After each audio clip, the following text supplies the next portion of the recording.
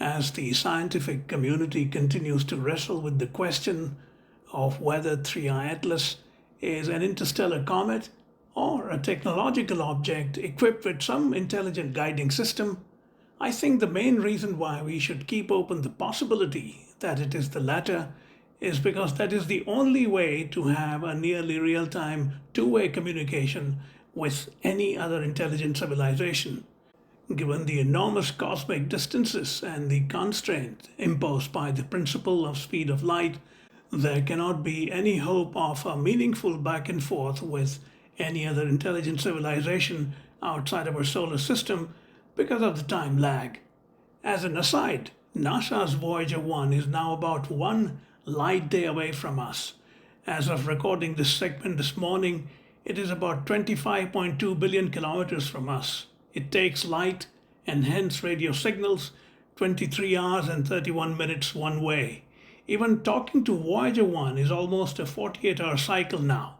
If an object that we sent is now in a 48-hour communication cycle, hence outside any real time conversation, there is no question of communicating with an intelligent civilization, say on the exoplanet Proxima b, which is about 4.2 light years away. I mentioned Proxima b because that exoplanet is within the habitable zone of its star and prospectively home to some form of life. Over 2 years ago, I had hosted Harvard astrophysicist Avi Loeb, who is now the most high profile proponent of at least keeping open the possibility that 3I Atlas is either an alien spaceship or a remnant of an advanced ship or alien technology. I had raised with him the question of the impracticality and so far impossibility of any meaningful communication with another civilization in deep space. Here is that clip.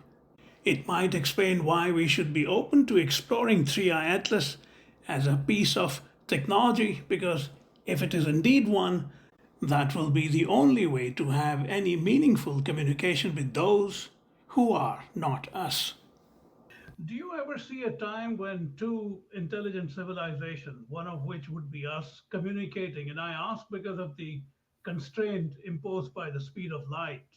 Any Right. communication would be generational. Even with Proxima b, it would take 8, 9 years for two-way communication. So That's right. does it make any sense to think that we can have an effective, intelligent communication with any alien civilization? No, not at a distance. And that has been the tradition of SETI for 70 years to search for radio signals, and it's just like waiting for a phone call at home.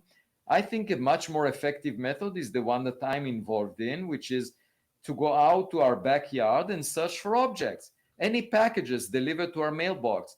And the only way of interaction and encountering another intelligence would be if we find a functional device that is in our backyard. That will be like a visitor. And then we can obviously have a conversation.